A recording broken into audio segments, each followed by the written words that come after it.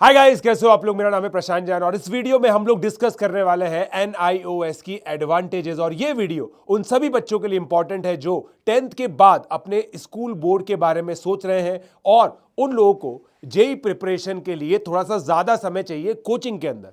तो दोस्तों, NIOS एक डबल एजेड स्वॉर्ड है, तो इसके बारे में पूरा ध्यान से आप सुनिएगा और फिर आप डिसाइड कीजिए कि आप लोगों को NIOS बोर्ड लेना है या नहीं लेना है। मेरे हिसाब से यह एक बहुत इंपॉर्टेंट चीज है जो आप लोगों को समझनी है, क्योंकि अगर आप स्कूल के साथ कोचिंग करते हो जेई प्रिपरेशन में तो कहीं ना कहीं जेई प्रिपरेशन हैम्पर होती है। यह फैक्ट है, it is a real fact. आप अपने पोटेंशियल में पे अच्छा परफॉर्म कर सकते हो अगर यू हैव गुड टाइम।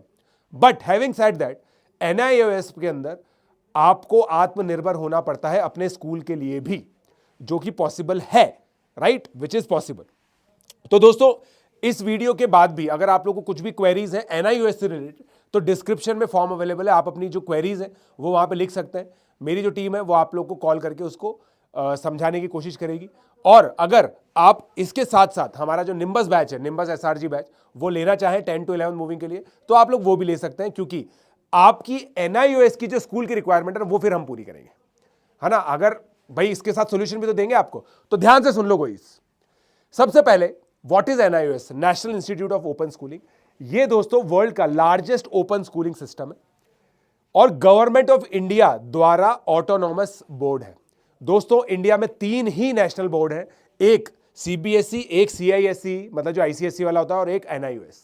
तो इसका मतलब इसकी ये पूरा गवर्नमेंट बैक्ड है, गवर्नमेंट का ही बोर्ड है, ये इलीगल चीज नहीं होती। इसके अंदर पता है प्रॉब्लम पता है क्या होती है? There are many middle man who are actually claiming कि भाई वो एडमिशन करवाते हैं NIOS के अंदर, क्योंकि पेरेंट्स के अंदर एक इनहेरेंट डर होता है। तो अगर आप एक अवेयर्ड पेरेंट है, आप अवेयर्ड बच्चे, अपने माता पिता से बात कीजिए, वो अगर अच्छे से इसको ऑनलाइन, इसकी बहुत सिंपल सी ऑनलाइन प्रोसेस होती है जिसको आप लोग को फिल करना होता है and then you can get register yourself. इसमें दिक्कत ये है कि आपको नोटिफिकेशन नहीं आएगा, मतलब कब आपको बोर्ड के लिए रजिस्टर करना है वो सब चीज़ों की इंफॉर्मेशन आपको नहीं मिलेगी, आपको लगातार वेबसाइट ट्रैक करनी पड़ेगी। इतना पेरेंट्स अपने बच्चों के लिए कर सकते हैं। तो ध्यान से सुन लो, पहली बात, इसकी जो वैल्यू है वो CBSE ICSE द्वारा जितनी है, सभी तरह की जहां पे इंडियन एलिजिबिलिटी होती है वहां पे इसकी बोर्ड की रिजल्ट को माना जाता है। एक प्रॉब्लम है दोस्तों इसके अंदर, जो इंटरनेशनल यूनिवर्सिटीज होती है जैसे ऑक्सफोर्ड हो गई, ऑक्सफोर्ड NIOS के रिजल्ट को मानती नहीं है, मतलब वो इतना वैल्यू नहीं देती है। बट अब आप देख लो, आप में से कितने ही बच्चों को बीटेक के लिए वहां जाना पड़ेगा। ज्यादातर बच्चे तो इंडियन यूनिवर्सिटीज में पढ़ना चाहते हैं और जेई वगैरह देना चाहते हैं, तो उन बच्चों के लिए ये बोर्ड CBSE बोर्ड की तरह ही वर्क करता है। तो ये बात हो गई दोस्तों इसकी लेजिटिमेसी की। अब सबसे ज्यादा why NIOS is ideal for JEE aspirant. इसके अंदर 0 अटेंडेंस रिक्वायरमेंट है, आपको कहीं कुछ जाने की जरूरत नहीं है। Maximum daily hours for JEE preparation आप दे पाओगे। Choose only PCM and English. आपको देखो ये 4 सब्जेक्ट चूज करने पड़ेंगे, क्योंकि देखो आप लोगों ने जेई का ब्रोशर देखा हो अगर, तो वहां पे क्या है ना, आपके जो सब्जेक्ट्स है ना उसके अंदर फिजिक्स केमिस्ट्री मैथ सेलेक्टेड होना चाहिए। फिर 5वां सब्जेक्ट आप कोई सा भी ले लो, जो भी आप लेना चाहो। 5 सब्जेक्ट के अंदर बढ़िया एग्जाम दो, कोई दिक्कत नहीं होती। Fast track board completion via ODES, है ना। तो ये चीज आप लोग को मतलब इसका देखो मैं ब्रोशर भी अटैच कर रहा हूं दोस्तों डिस्क्रिप्शन में। कोई बच्चा सेल्फ स्टडी करना चाहे आप पेरेंट्स को दे देना, पेरेंट चैट GPT में डाल के उसकी समरी वमरी बना करके जल्दी से समझ जाएंगे इसको, ठीक है। तो ये चीज है दोस्तों। फिर की फ्लेक्सिबिलिटी फ्रॉम पर्सपेक्टिव, तो पहले प्रोज हम लोग डिस्कस कर रहे हैं। Freedom to learn any time anywhere, 9 exam chances in 5 years। But ये दोस्तों ये तब है जब आप 8-9 से स्टार्ट कर रहे हो। मतलब अगर आप 10वीं क्लास के अंदर भी देना चाहते थे तो आप लोग को फिर भी, जैसे अगले साल भी आप देते हो, 11वीं के अंदर भी जाते हो, तो आपको 9 बार मौका मिलेगा 12वीं क्लास क्लियर करने का। आपको इतनी की जरूरत नहीं पड़ेगी, ठीक है ना। आपको तो अगर थोड़ा डिसिप्लिन है आपके अंदर तो आप एक ही बार में इस एग्जाम को क्लियर कर सकते हो, कोई बड़ी बात नहीं है। Public exam twice a year होते हैं। ऑन डिमांड एग्जाम, देखिए ODES का मतलब ये होता है on demand exam available year round, तो आप जल्दी से इस एग्जामिनेशन को क्लियर भी कर सकते हो। ये दोस्तों ODES है ना, केंद्र विद्यालय में होते हैं। तो केंद्र विद्यालय के अंदर होते हैं, तो आप समझ गए दोस्तों, केंद्र विद्यालय तो बिल्कुल लेजिटिमेट इंस्टीट्यूट्स हैं, इंडियन गवर्नमेंट के इंस्टीट्यूट्स हैं, तो ये बिल्कुल लेजिटिमेट चीज़ है। इसके बारे में डिस्क्रिप्शन में एक बार पढ़ लेना कि कैसे होता है, ये क्यों होता है। जो फॉर्म है वो आपको देखो, थोड़ी जिम्मेदारी आपको निभानी पड़ेगी। मैं आपको बस इसकी लेजिटिमेसी और इसके की पॉइंट्स के बारे में बता रहा हूं, ठीक है। फिर देख लो भाई, इसके अंदर NIOS के अंदर जो एडमिशन स्ट्रीम्स है ना, stream 1 fresh learners, stream 2 failed in class 10th and 12th, stream 3 ODS secondary, stream 4 ODS senior secondary. तो आप जनरली इस वाले इसके अंदर आपको देखना होगा कि इसके अंदर आप एडमिशन लोगे, इसकी डिटेल भी सारी आप लोगों को मिलेगी दोस्तों। अब सीनियर सेकेंडरी वाले के बारे में बात कर लेते हैं दोस्तों। जैसे ही आपका 10th का बोर्ड रिजल्ट आएगा ना, आप NIOS के लिए रजिस्टर कर सकते हो। मिनिमम एज जो है वो 15 होनी चाहिए, कोई भी अपर एज का इसमें लिमिट क्राइटेरिया नहीं होता है। तो मिनिमम एज का आप लोग देख लेना दोस्तों, उसी साल आपको 15 साल होना होता है। एग्जैक्टली किस समय आपकी 15 साल होनी चाहिए ये भी दोस्तों फॉर्म में लिखा हुआ रहता है, ठीक है। अब देखिए क्या डॉक्यूमेंट आपको रिक्वायर्ड होंगे। क्लास 10 की marksheet, scanned copy of original marksheet, identity proof, Aadhaar card और any other valid government issued ID, photograph, recent passport size photograph, address proof, valid proof of residence. ये सब चीजें आपको अपलोड करनी होगी जब आप ऑनलाइन फॉर्म भरेंगे। तो बहुत इजी रिक्वायरमेंट है, कोई बहुत बड़ी रिक्वायरमेंट नहीं है, कुछ अलग से कैरेक्टर सर्टिफिकेट वगैरह नहीं मांग रहा है आपसे। अब देखिए subject selection for JEE, mandatory subject आपको कौन से लेने? Physics, chemistry, maths. चौथा सब्जेक्ट क्या है? इंग्लिश। अब देखिए की advice for efficiency, avoid additional subject for time efficiency. मतलब ये है, देखो मिनिमम 5 सब्जेक्ट तो लेने ही होते हैं आपको, मैक्सिमम 7 सब्जेक्ट आप ले सकते हो, 5 सब्जेक्ट तो आपको क्लियर करने ही पड़ेंगे। एडिशनल सब्जेक्ट मतलब ये हो गया कुछ अतरंगी सब्जेक्ट आपने ले लिया, बायोलॉजी कोई ले ले, ज्यादा अतरंगी मत बनो। अगर आपको जेई की प्रिपरेशन करनी है, इसके साथ फिजिकल एजुकेशन वगैरह ले लेना, ताकि आप लोगों का काम बिल्कुल पूरे तरीके से हो सके। शायद फिजिकल एजुकेशन में अवेलेबल नहीं होता है क्योंकि उसके लिए फिजिकल रिक्वायरमेंट होती है, बट यहाँ पे आप देखो प्रैक्टिकल, बहुत सारी चीज़ों से बच जाओगे। मतलब प्रैक्टिकल्स होते हैं ना, उन सब चीज़ों से बच जाओगे आप यहाँ पे, ठीक है। फिर उसके बाद मिनिमम सब्जेक्ट 5 सब्जेक्ट रिक्वायर्ड है, मैक्सिमम 7 सब्जेक्ट अलाउड है, जैसे मैंने आपको बताया, ठीक है। Credit accumulation allowed for 5 years, ये आपके लिए रेलेवेंट नहीं है। आप तो ऐसा मान लो कि आपको तो 1 साल में ही क्लियर करना है, तो आपके लिए 2 साल का ही बोर्ड है, ठीक है। आपके लिए 2 साल का ही बोर्ड है, ठीक है। अब पब्लिक एग्जाम, इसके जो एग्जाम्स होते हैं, जो पब्लिक एग्जाम का मतलब समझ रहे हो आप लोग, जो ऑफिशियली ये लोग एग्जाम कंडक्ट कराते हैं, तो वो अप्रैल मई में होता है और अक्टूबर नवंबर में होता है, ठीक है। Practical exam mandatory for physics and chemistry, जैसा मैंने आपको बताया, बट इतने इंटेंसिव नहीं होते, इतने एक्सटेंसिव नहीं होते जितने बेसिकली आपके स्कूल के एग्जाम्स होते हैं, ठीक है। Internal assessment, tutor marked assignment must be submitted on time and impacts final certificate. तो इंटरनल असेसमेंट भी होते हैं, बट ये बहुत, मतलब आप देखो ना, आपको असाइनमेंट्स मिल गए, वो आप अपने टाइम में कभी भी कर सकते हो, कैसे भी कर सकते हो, राइट। तो आप लोग को इंटरनल मार्क्स भी बहुत अच्छे मिलते हैं इसके अंदर यूजुअली, अगर आपने अच्छे किया है तो, ठीक है। मेन यही है, अपने हिसाब से आप प्लानिंग कर सकते हो अपनी प्रिपरेशन को, हर दिन आपको स्कूल जाने की जरूरत नहीं है। Flexible timing, attempt exams any month after first public exam. तो आपका जब भी मतलब जैसे अक्टूबर नवंबर को एग्जाम हो गया, उसके जस्ट बाद आप लोग एग्जाम दे सकते हो किसी भी मंथ में। Fast track completion, finish board early with in 3 to 6 months, ठीक है। तो आप जल्दी से बोर्ड एग्जाम क्लियर कर सकते हो। ये ध्यान से देख लेना इसको। JEE droppers edge, massive advantage for JEE droppers, मतलब जिन भी बच्चों का 75% क्लियर नहीं हो पाया, तो वह NIOS में रजिस्टर कर सकते हैं अपने आप को, और फिर अगले साल क्लियर कर सकते हैं इस चीज़ को। तो ड्रॉपर्स के लिए भी ये बहुत ज़्यादा एडवांटेजेस है दोस्तों, क्लियर। ध्यान से देख लो दोस्तों प्लीज इसको, है ना। फिर अब TMAs, ट्यूटर मार्क्ड असाइनमेंट्स, इनके बारे में हम लोग बात कर लेते हैं। ये दोस्तों इंटरनल इवैल्यूएशन के लिए रिक्वायर्ड है। तो मतलब जैसे बेसिकली आपका इंटरनल असेसमेंट होता है, जैसे 10th के अंदर आपका होता है ना 120 मार्क्स तो इंटरनल जाएंगे, उस तरह का। Must be submitted on time, impact final certificate, जैसा मैंने आपको बताया। तो ये एक विंडो होगी जहां पे ये ओपन हो जाएगा और वहां पे आप लोग को अपने असाइनमेंट अपलोड करने होंगे, ठीक है। मगर ये सब चीज़ें आपको खुद ध्यान रखनी पड़ती है, ये डिसिप्लिन है गाइस, डिसिप्लिन आपको खुद रखना पड़ेगा। अब देखिए recognition of NIOS accepted by IITs, NITs and IIITs, मतलब जितने भी हमारे इंडियन इंस्टीट्यूट है सब इसको एक्सेप्ट करते हैं।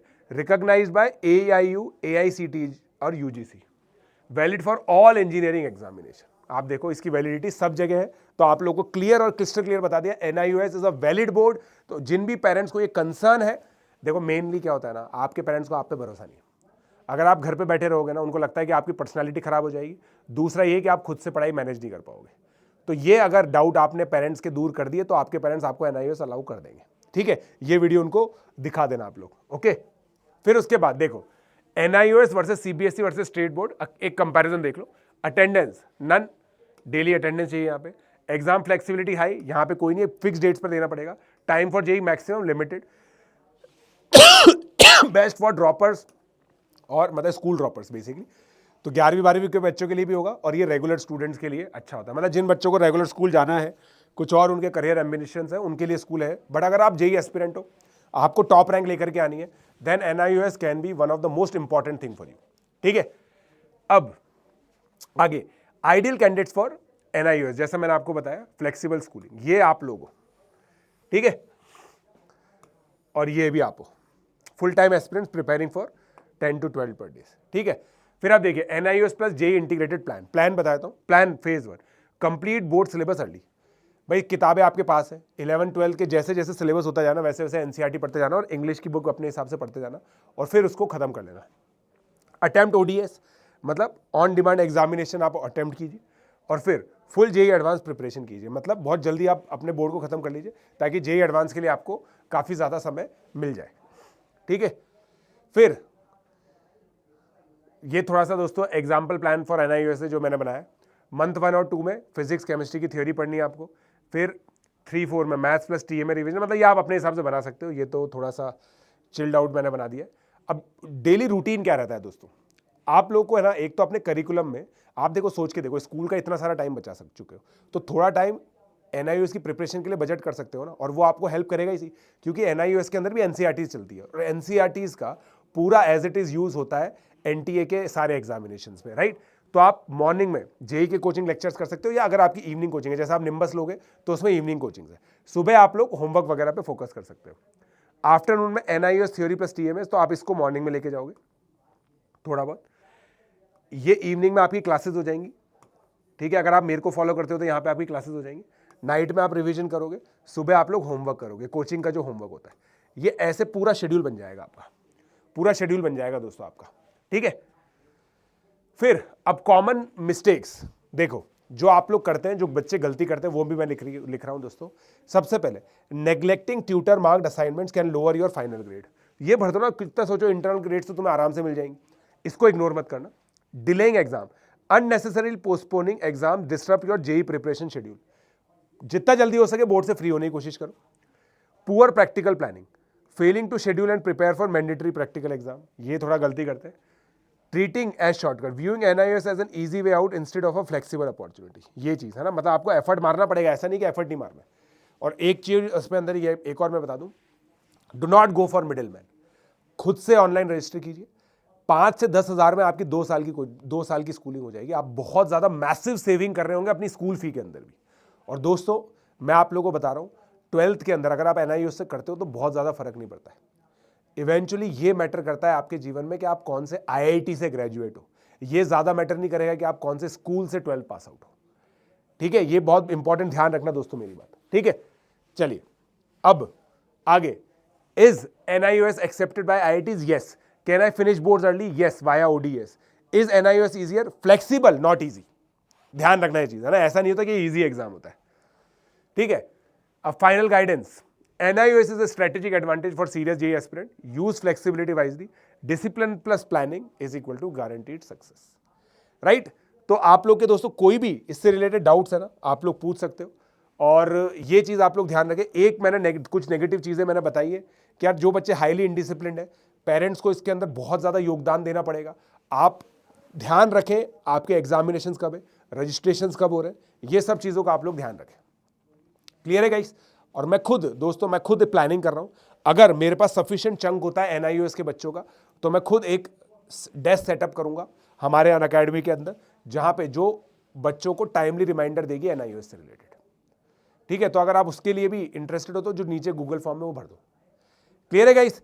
सो आई होप आप लोग को समझ में आ गया। कुछ भी चीज़ है, कुछ भी डाउट है, मेरी फुल बैकिंग है NIOS को, फुल क्रेडिबिलिटी है। मैंने बहुत ज़्यादा रिसर्च की है, इसीलिए मैंने इस वीडियो के लिए काफ़ी टाइम लगाया, काफ़ी पेरेंट्स से बात की है।